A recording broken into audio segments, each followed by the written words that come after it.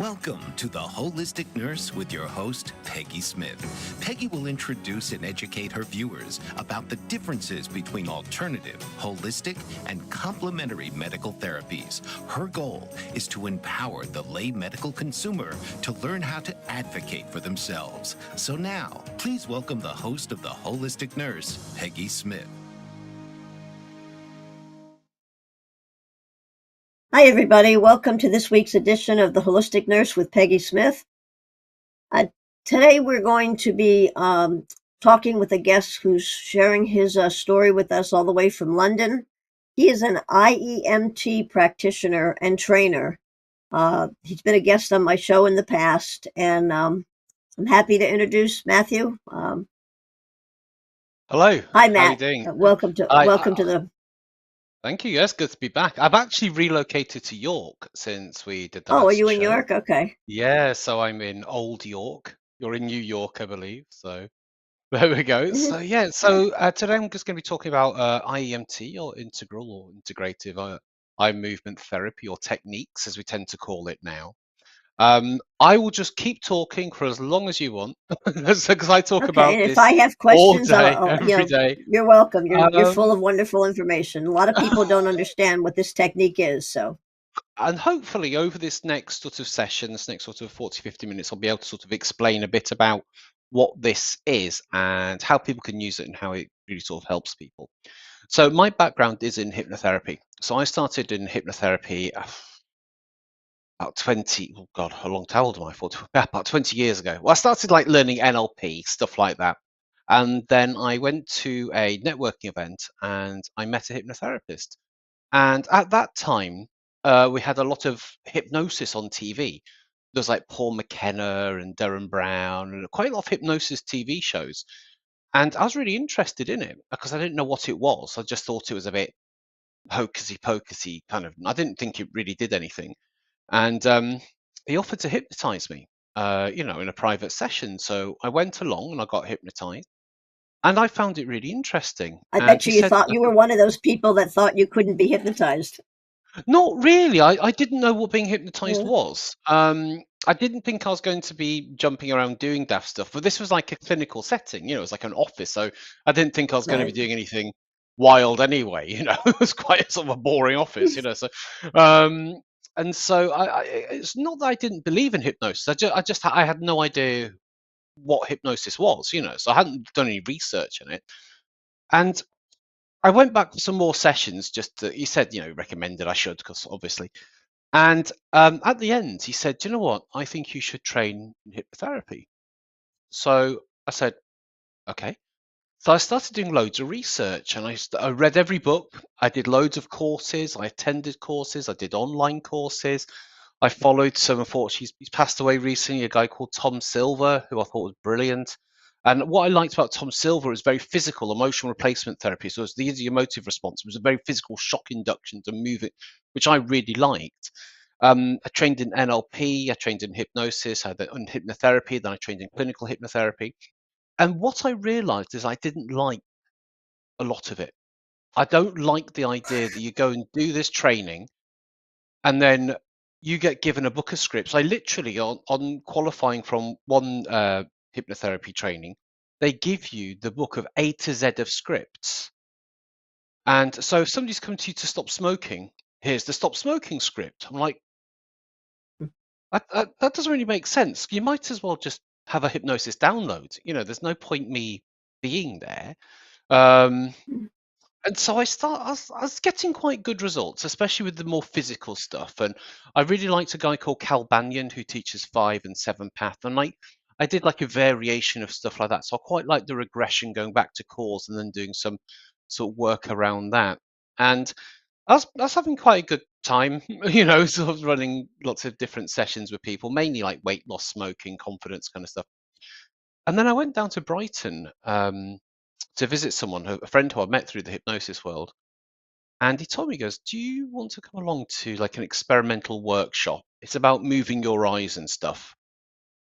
And I went, "Yeah, sounds good."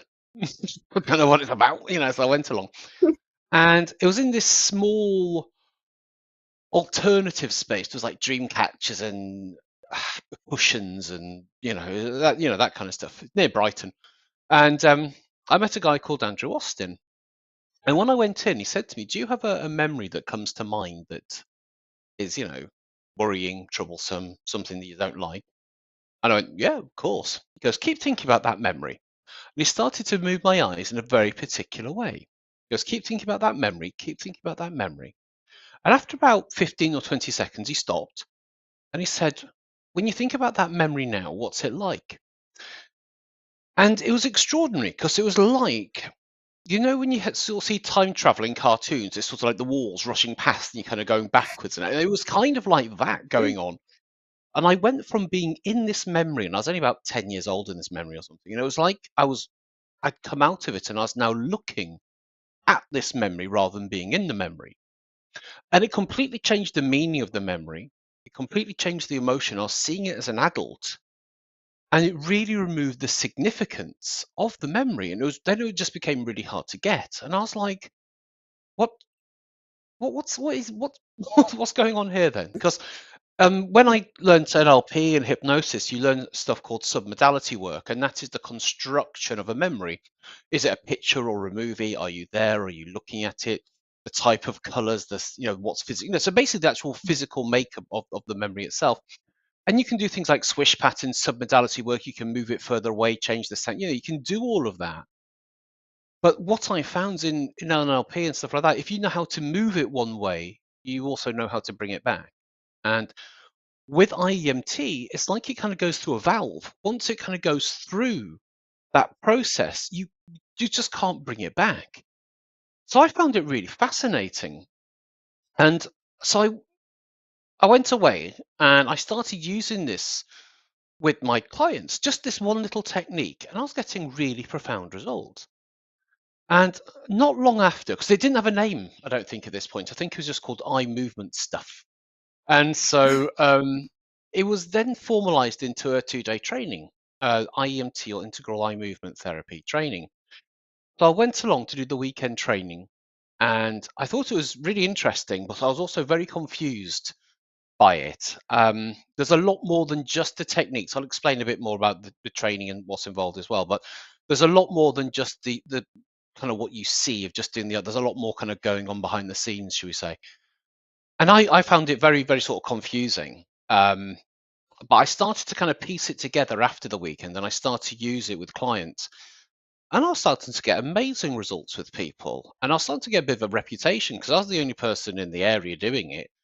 So I was starting to get quite a lot of work just based on, the results I was getting, word of mouth. A few years on from that, it was 2013, Andy put out a thing. I don't think he invited me specifically, but he put out a thing to if you want to become a trainer of IEMT. And I was already running a lot of events and talks and training people, just doing my own trainings, mainly marketing, that kind of stuff. And I thought, well, I know how to train people. I know about this technique. Yeah, I might as well go learn it. So I went to do like this training to become a trainer, and that was in 2013. And since then, I don't know how many trainings I've done. I usually train over 100 people a year now. So I usually do between 10 and 12 trainings a year. I usually have between 8 and 12 people per training. I am increasing this as well. So I'm actually leaning into it even further. So I was working in London and living in London, and I was working and seeing loads of clients. I had different offices. I had an office in the city. I had an office I was using on Harley Street, which is like the big place for therapy. I didn't like it there, to be honest. It's not my kind of place. And then I was working from Old Street for a long time, then from near London Bridge, and I was seeing loads and loads of clients. But then the pandemic hit, and that kind of stopped a lot of stuff. That kind of. I was running a lot of events, and when else I was living in London, a lot of psychology events, and I was also talking all around the UK on IEMT, and these talks were for like the layperson. So there's a company I was working with. I was also running my own, but it was for people just with a passing interest in psychology. So I did do a guest lecture at, I think it was Birkbeck University. It was UCL or Birkbeck. I think it was Birkbeck, and that's about 200 or so, mainly kind of psychology students. That was tough. Because obviously this is still classed as an alternative therapy, so it's so that was fun. And obviously when the pandemic hit, everything just kind of stopped. And so what we did in the pandemic, we moved stuff online. So I started seeing clients online, and I started then doing the trainings online. And what that meant was I could work with anyone, anywhere in the world. And so, excuse me, it really opened that up. And now I train people from all over the world. So if I have a training room with 10 people, usually half of them are in the UK, and then some people are in the USA, Canada, Japan, Australia, literally Europe, absolutely everywhere. And so we've been able to, by going online, being able to get IEMT to a lot of places that it simply wouldn't have been before. So that's been really, really good. So I've been involved with IEMT for about 15, 16 years. I've been a trainer for, like I say, since 12 years, 2013. And it's what I now do pretty much all the time. So I do a training every month, usually the last weekend of the month. It's only a 2-day training, it's IEMT. And the rest of my time is doing the admin around that. And also I do a weekly Q&A with my practitioners. I do a monthly coaching session for my practitioners. And I do podcasts and interviews. And so I'm just trying to spread the message, not the message, that sounds a bit awful, right? But spread sort of what IEMT is, how it can be used, who uses it, and the results that are possible from it. So that's my When you background. first mentioned, your beginning memory as a child, it occurred to me this would be very helpful, I guess, for adults that are still wounded by bullying experiences when they were a child. Absolutely. Because Sorry, that that drink went the wrong way. Well, so the way that IEMT works, it has different tools. Excuse me. So it has different tools in it, and there are different eye patterns, different techniques that we use for different things. So we have what we call the intro technique, and this is where, like what Andy did for me, when you just have a memory that comes to mind that's unpleasant.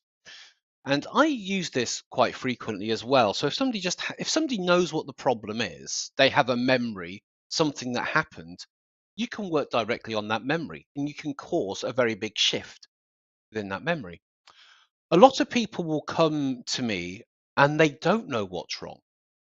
They just have these horrible feelings. They have these fears, these phobias, this agoraphobia, this low confidence. They just have all these kind of problems. IEMT is an exploration of their issue. How it works in simple terms, so what I believe, we have no scientific proof for this at the moment, I've got to say, but I had a doctor of neuroscience actually come on the course, and she believes what's happening is a process of deconsolidation and reconsolidation. So the memory Okay, gets I'm going to encoded. stop you right there, Matt, and we're going to come back right after the break. It sounds like Okay. we're going to go into that a little bit. Okay, thank you. What if there were a super tiny device that could diagnose the brain and is smaller than a single human hair?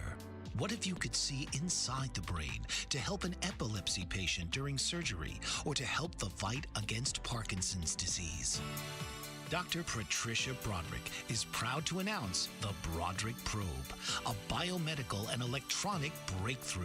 Imagine a probe to help with the understanding and potential cure of brain-related diseases. To learn more, listen live to the Easy Sense radio show with host Dr. Broderick. And to help support the Broderick Foundation, please go to EasySense.com and learn how, with your help, we can fight these horrific brain disorders.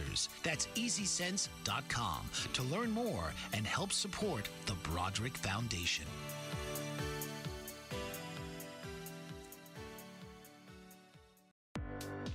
Author, radio show host, and coach John M. Hawkins reveals strategies to help gain perspective, build confidence, find clarity, achieve goals. John M. Hawkins' new book, Coached to Greatness, Unlock Your Full Potential with Limitless Growth, published by iUniverse. Hawkins reveals strategies to help readers accomplish more. He believes the book can coach them to greatness. Hawkins says that the best athletes get to the top of their sport with the help of coaches, mentors, and others. He shares guidance that helps readers reflect on what motivates them, rediscover and assess their core values, philosophies, and competencies, find settings that allow them to be the most productive, and track their progress towards accomplishing goals.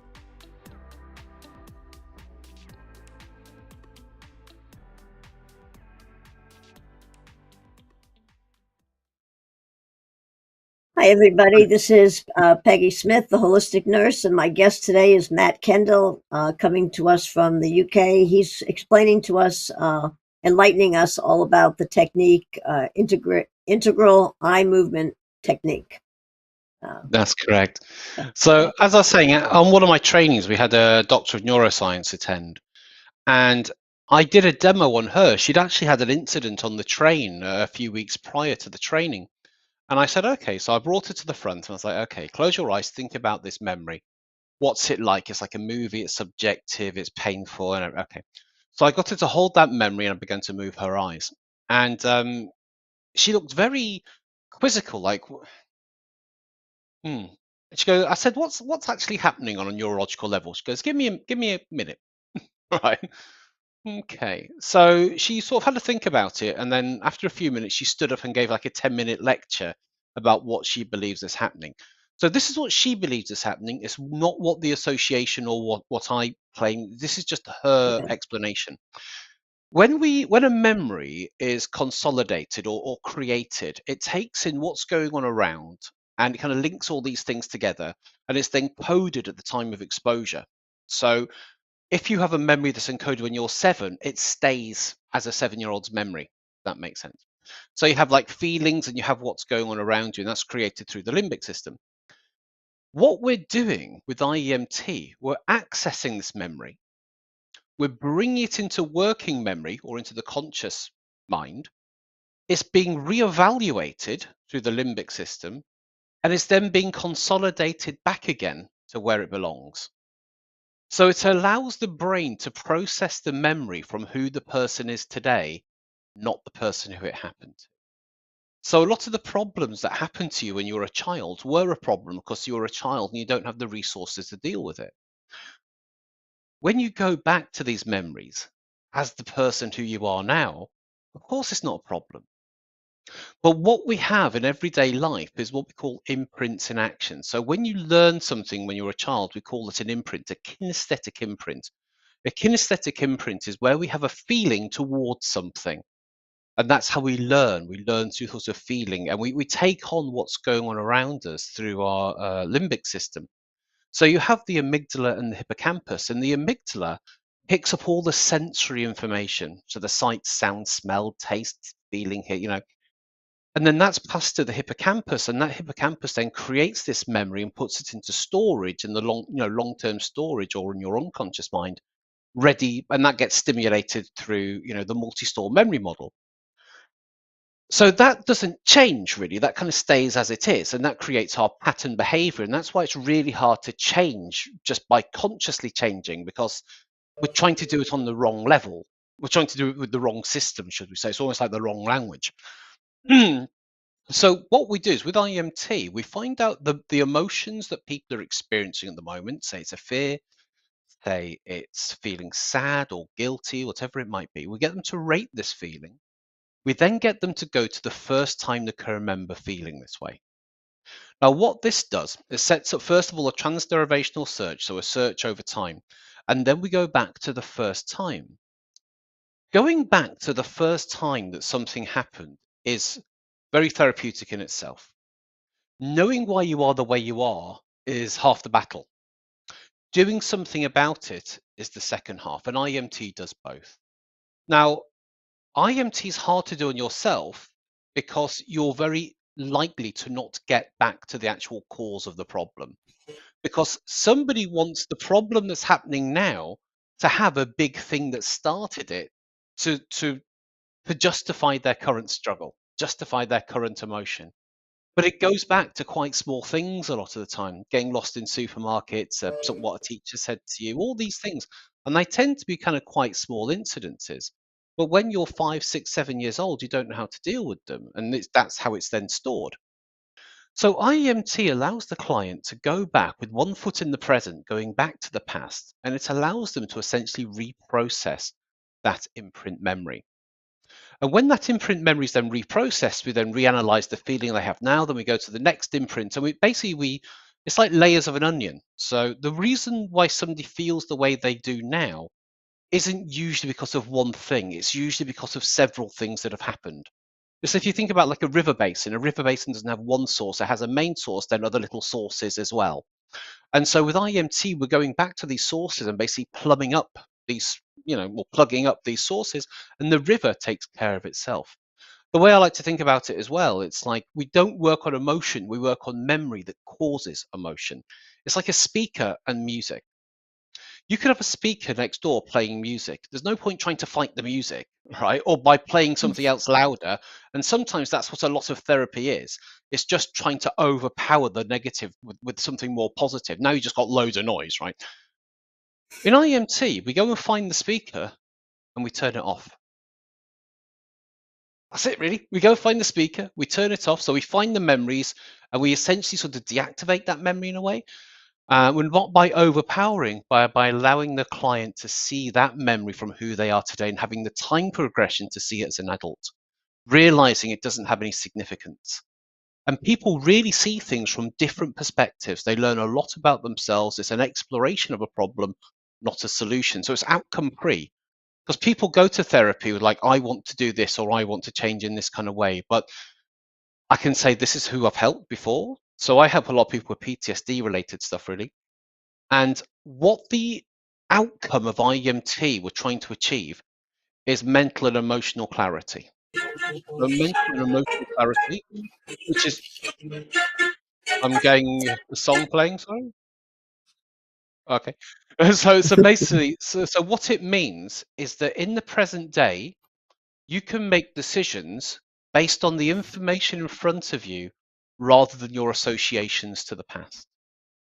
And when you're making your decisions based on what's in front of you and real evidence, you can begin to change your behavior without fighting all of these, emotional boundaries or limitations. So when you deal with the emotional work and then you start to actually change, so it's an opportunity to change.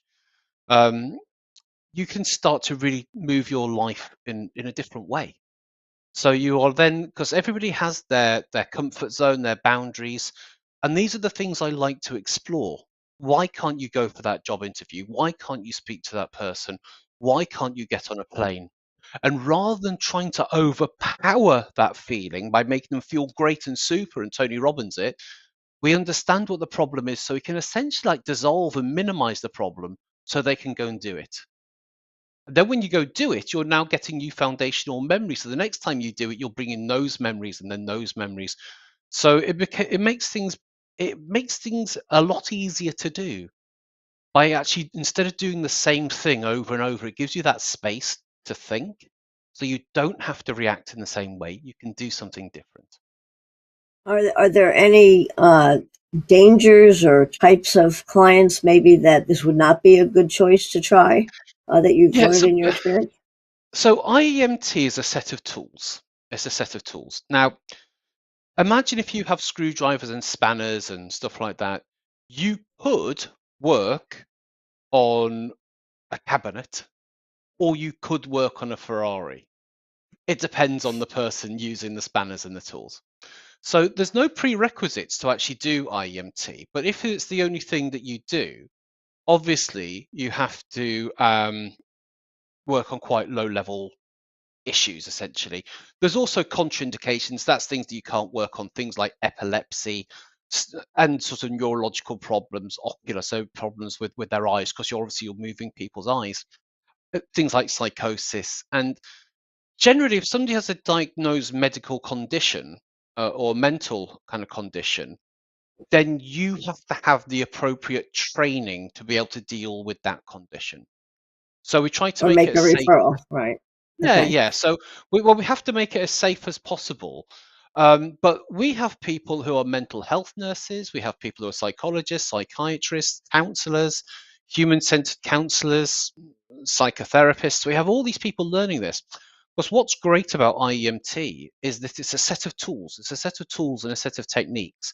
And it can be used on its own. It can be used on its own, and you're working with the client with what's coming up. Or you can use the tools and techniques in combination with something else. So a classic example of this is a talking therapist. Now, if you've been through something horrific and you say to your client, okay, tell me about that problem, tell me about that memory, tell me about that attack or whatever, what's likely to happen? The client is going to get re-traumatized, get upset. The therapist will say, here's a tissue, you're safe and all that. They'll stop crying and then they'll leave, and then they'll do it again next week and next week, right? Okay, so what's great about IEMT is that when you get to really emotional stuff, you can use IEMT on these really troublesome memories and emotions. And what people find is that they can observe the thing rather than be in the thing. I believe talking things through is really beneficial, but not if it's just going to re-traumatize you and cause you to be upset and make no progress. I don't think that's particularly nice for the client or the therapist. By doing some IEMT, and then they can talk about it quite matter-of-factly, I think works really, really well. So that's just one of So the how types exactly, what is the technique of moving the person's eyes? I know you're very hand as you talk. Is that because you use your hands, or do you direct them, look to the right, look to the left? Or, that would be So bad for somebody with dyslexia. so I use my hand. It's weird because I'm not on mirror here, so it's kind of, those carnival games where the mic goes a different way, so it's a bit kind of confusing. Right. So there's two different eye movements that we use. There's variations of them, but there's two different main ones that we use. We use like straight lines, and that goes on 3 different axes. And then there's the lazy 8, which is really weird to do, and that's used on more identity-based stuff, which we haven't even talked about yet. So there's no particular reason why we use those in the way that we do. From my understanding, the straight lined axes tend to work better on memory, and the figure of 8, or like the synchronization or the lazy 8 model that we use, tends to work better on identity stuff, because identity stuff tends to be more conceptual, bigger idea things kind of going on, because it's to do with more things. When we do the straight line stuff, it tends to go back to specific memories, and it's very kind of precise. It's digital, it's there or it's not. So what we believe is happening is that when you move the eyes, the reason why we go in that way is that it's not to do with eye accessing cues in NLP. Some people think it is. Fine. I don't think it is. When you move the eyes, we're trying to find out where the problem is. When you ask somebody to think about a troublesome memory, they will look somewhere, and that's where that then sets off the neurology for that memory, everything that's encoded with that memory. Okay. When you move the eye away from that, it's going to cause a deviation, especially if the problem's here, and if you're moving the eye this way, your eye is trying to get back to where it is. So essentially what we're doing is we're causing an interruption to that pathway. And we're doing that by stimulating the muscles around the eyes, which then communicates with the nerves. And obviously your brain your eyes are just parts of your brain which come to the front of your head. And that's then stimulating the brain. I don't know what's happening in terms of research. I know there was research being conducted with scanners Okay. before and after I'm going to let you sessions. stop right here a minute. We'll pick that up on the other side. Thank you. Okay. Did you know that your beliefs create your entire reality, but it's the subconscious beliefs that do most of the creating? Belief shifter and life coach Shiraz can help you identify those limiting beliefs and eliminate them, often in a single session. Like, it was almost instant. Like, I had relief right away. Creating better health, relationships, careers, and finances. Let Shiraz help you step out of safety and into awareness. Definitely something's happening. It's like a flow inside. It feels good. Whether in person or online, Shiraz provides personal coaching, belief shifting. Visit Shiraz at energeticmagic.com or call 416-529-7429. Energetic Magic. Find your greater happiness. Be well. Be aware. Be magical.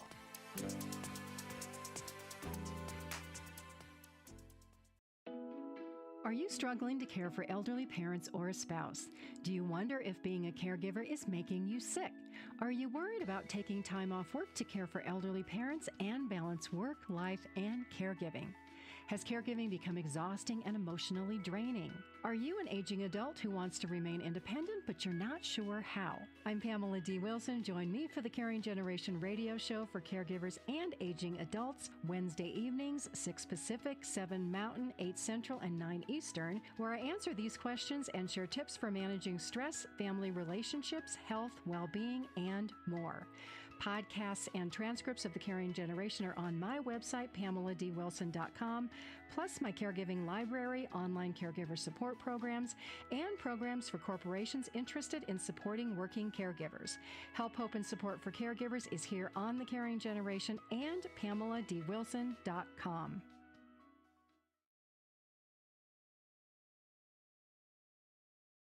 Hi, welcome back to the Holistic Nurse with Matt Kendall, and he's going to share some more about the integral eye movement techniques that he works with people all over the world. Yeah, so I'll just finish that sort of little bit and then I'll move on to some examples of people I've worked with recently. So we believe that by moving the eyes, it communicates with the brain and that then helps to resolve the issues, creates like whole brain thinking. There is some stuff on the association website to do the research. I believe it's University of Stuttgart. I don't know much more about it at the moment, but they have done some stuff on it and they've done like scans like FRM scan, I can't say today, before and after sessions to show the brain activity. I don't know how to read them, but the scans are actually available to view online. Anyway, so some of the things that I've helped people with recently, I like fears and phobias because what's interesting about fears and phobias, people are very dismissive of them because they are, to the observer, a bit daft and a bit silly.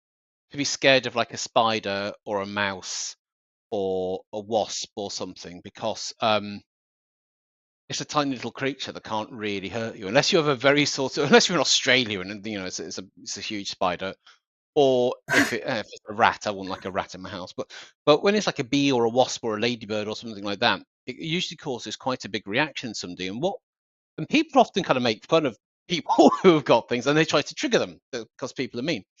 Um, what people don't realize is that when somebody has a fear or phobia or something, let's say it's like wasps or flies or bees or dogs, it can be hugely limiting on the quality of life.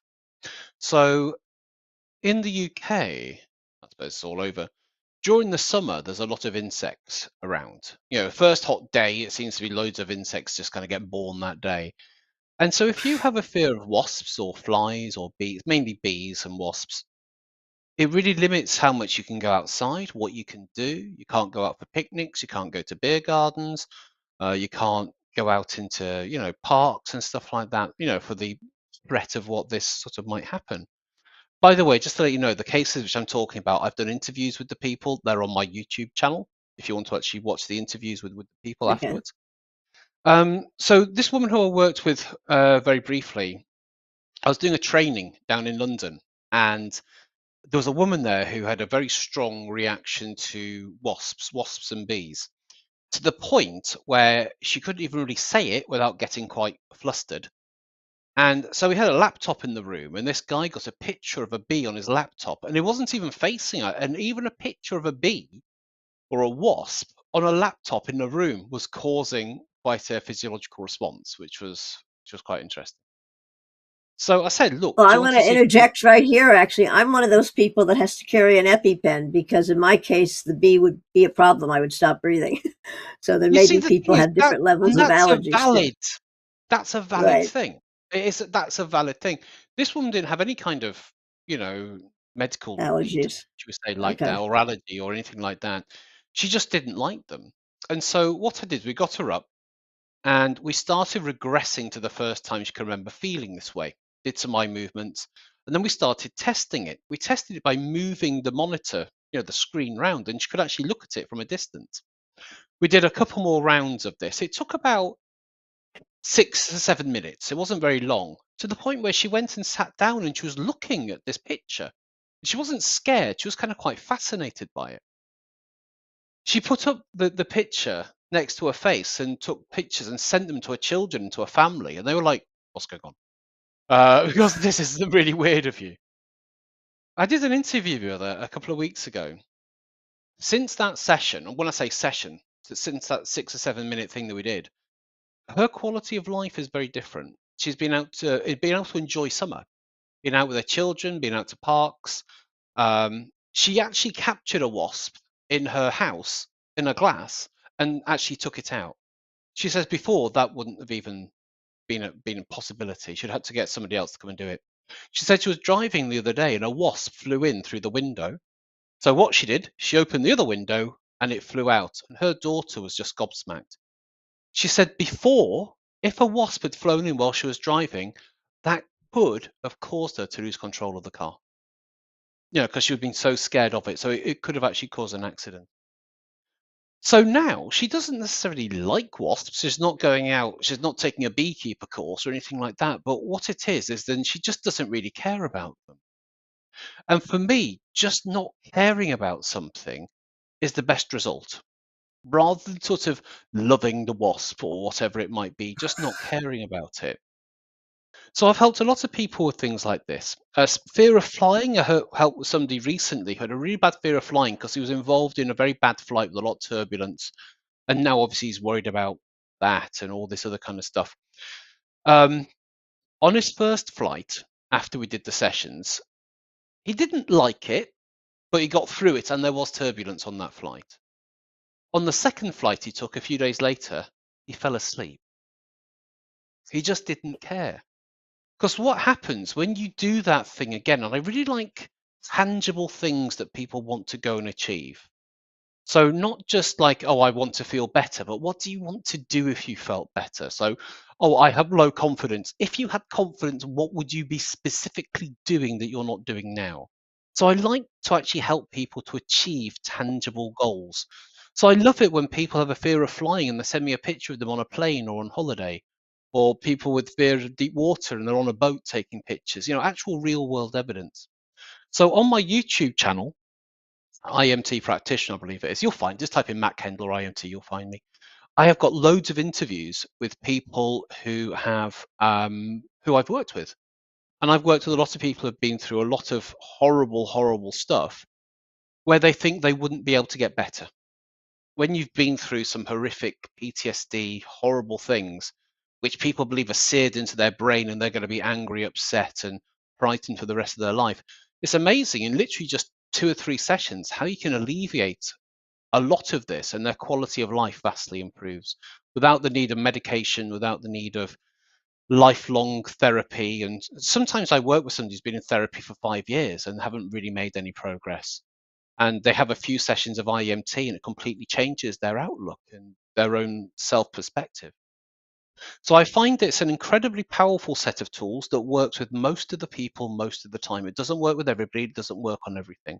But generally, if somebody's been damaged by life, there's a very good chance that IEMT will work on that. So when I say damaged by life, if they've suffered sort of trauma, stuff that's happened to them, if they are doing something to their life, like addiction and stuff like that, there's probably better things you can use them. And I'm not qualified to really work with addictions, that kind of stuff anyway. But basically, if you've been sort of damaged by life, IEMT is a great set of tools, and there's about 8 or 9 different tools within IEMT, and they all do a different thing, but they can be used in different ways.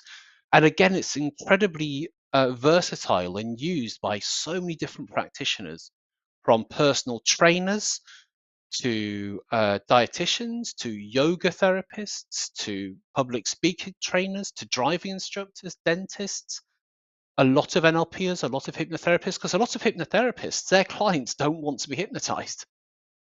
So if you only do hypnotherapy and your client doesn't want to be hypnotized, you're a bit, what should we do? And so with IEMT, you can actually work on the fear of why they don't want to be hypnotized as well. But also IEMT is it's a cooperation between you and the client. You are going on this journey together. You're working together. The therapist or the practitioner is leading it, but you're doing it together. What I didn't like about hypnosis, somebody coming to my office go, right, I want you to hypnotize me, stop me smoking, wake me up, and I'm a different person. Like, well, wait a minute, what's it got to do with me? Well, we really sort of need to work together on this. So what I love about IEMT is an exploration of the problem with you and the client, figuring out why you are the way you are, why you behave the way that you do, so you can update it, so you can change. Years ago, I had a situation, and I never realized that spiders bothered me that much or anything. But I had gone into my son's apartment. My grandson was about 8 or 9, and they weren't home. I was going to get dinner started, and I saw this big black hairy spider. So I immediately grabbed the biggest Pyrex bowl I could find, put it over it because I couldn't step on it. It was too big to step on. And then I put the telephone book and some of my medical textbooks on top of it and left him there. And I left the apartment. I didn't stay. So when Yeah. my son got home a couple hours later, he said to me, "Well, where did you think Reese's plastic spider was going to go?" It was a toy spider. Yeah. Yeah. No, So, no, I can imagine. And it's a lot of things with spiders and fears and phobias. It's generally not that person's phobia. It tends to be learnt generally from a parent. Broad brushstrokes, generally women who have got fear of mice and spiders and wasps and stuff tends to come from seeing how their mum reacted when they were young, and they've kind of taken it on as their own. It doesn't have to be that way. It can be through their own exposure to certain things, but generally it tends to be from what they've learned from somebody else, from their primary caregiver, as opposed to actually having the direct experience themselves. But IMT actually works on both. So okay. yeah, so it's Well, incredibly versatile. So that is fascinating. Had there been any times you've tried it and just got no results at all, and just suggested we try a different technique next time or something? yeah, absolutely. So when I do a consultation with a client, I do a demo with them, and if that demo doesn't really work, it's generally I either say IMT is not the path for you. We can look at hypnosis. This is when I was in person. We can look at hypnosis instead if you like, or we can look at some more kind of coaching. But I don't think IMT is going to be suitable.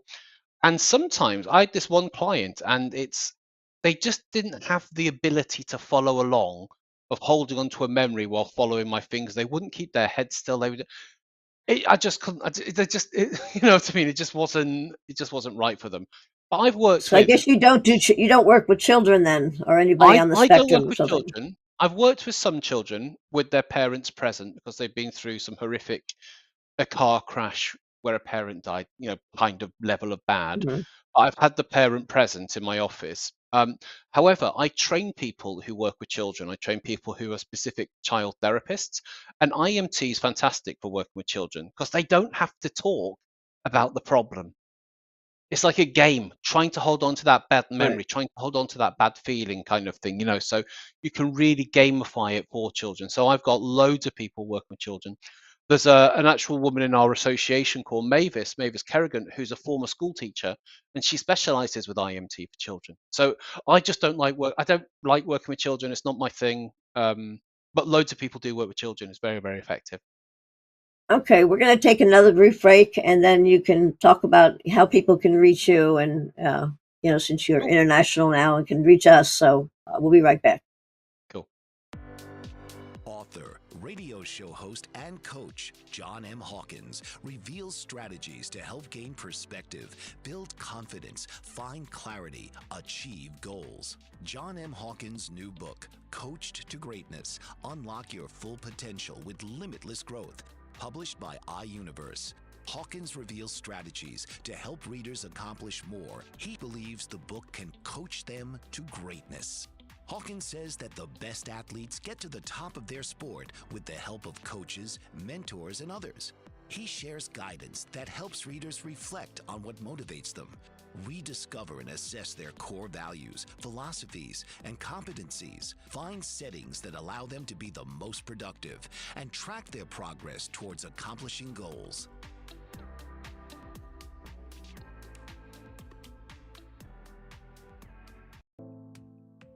Did you know that your beliefs create your entire reality? But it's the subconscious beliefs that do most of the creating. Belief shifter and life coach Shiraz can help you identify those limiting beliefs and eliminate them, often in a single session. Like it was almost instant. Like I had relief right away. Creating better health, relationships, careers, and finances. Let Shiraz help you step out of safety and into awareness. Definitely something's happening. It's like a flow inside. It feels good. Whether in person or online, Shiraz provides personal coaching, belief shifting. Visit Shiraz at energeticmagic.com or call 416-529-7429. Energetic Magic. Find your greater happiness. Be well. Be aware. Be magical.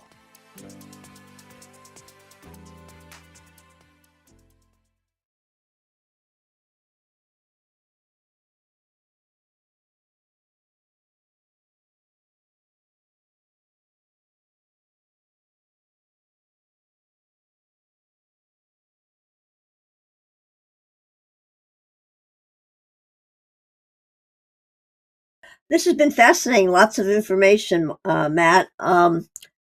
We only have about 5 minutes left. How can people get in touch with you? And So there's your my website, website, one of your websites. Yeah.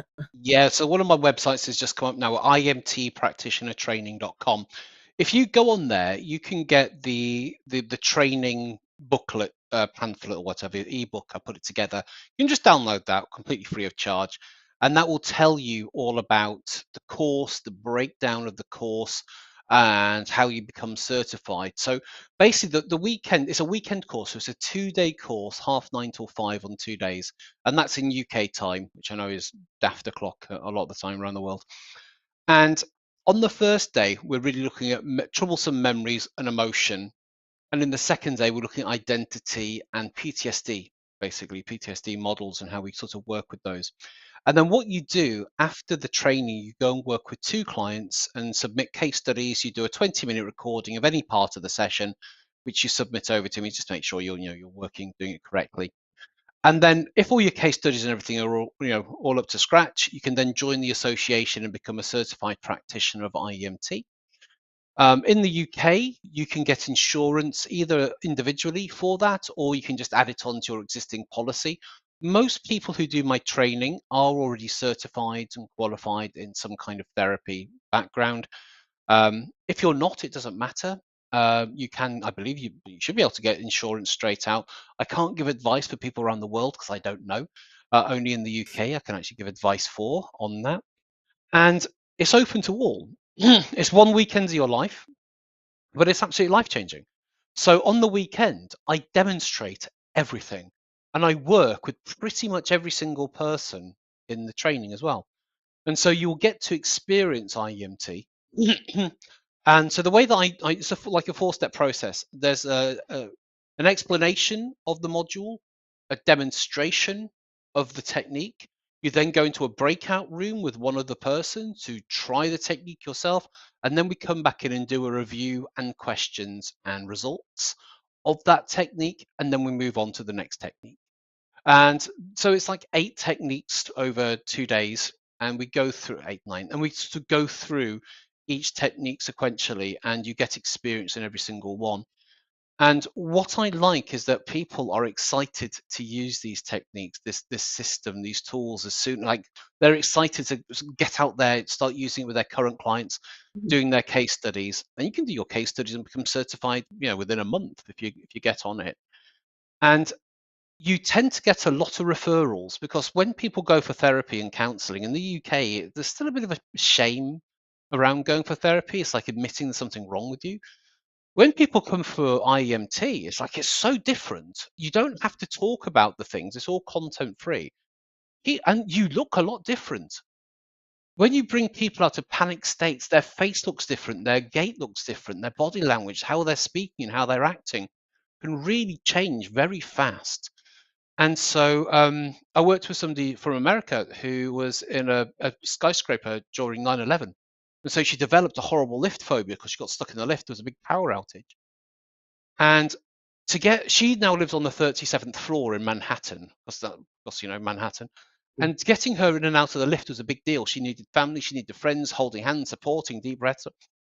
I worked with her for one session, and her friends went to go pick her up because they're doing brunch. And they came into the vestibule, the entrance, and the door opened, and she walked out to the lift. And they were like, "Right, what's That's happening here? fascinating. What's going on here?" Now, she doesn't like getting in the lift, but she can get in the lift unaided without it causing panic and terror. And the more she does it, the more easier it becomes as well now. I worked with all of her friends because they all had things they kind of wanted to work on. Which is like, oh yes, this eye movement thing, and one session or two sessions, and I'm really, and so you tend to get a lot of referrals. And it's That's just a really fascinating. yeah. Besides because we're just about running out of time, your YouTube channel, would that just be at Matt Kendall, or how's No, that go? it's at IEMT practitioner. So Okay. youtube.com/at IEMT practitioner. I've got hundreds of hours of content on there. There's 60 odd interviews with people who've done the training, and they go from 20 minutes to an hour each one. So regardless of your background, RTT, hypnosis, NLP, counselor, NHS, psychiatrist, psychologist, there's an interview that will resonate with you. And also there's loads of demonstrations, and we're doing IEMT, and there's also interviews of me doing interviews with people who have been through IEMT as my clients. And I put out content every week. I do Q&As every week. So I've been following that. Yes, very interesting. Thank you for joining us this week. It's been a pleasure to see you again. I'll be You in too. touch real soon. Thank you very much. You guys know how to reach Matt if you would like more information on this. And thank you for watching. If you enjoyed it, please like and share. We will see you next Thursday on The Holistic Nurse with Peggy Smith. Thank you. Have a great week. This has been The Holistic Nurse with host Peggy Smith. Tune in each week where you're encouraged to send in questions and receive private responses and suggestions if appropriate. Thursdays, 1 p.m. Eastern.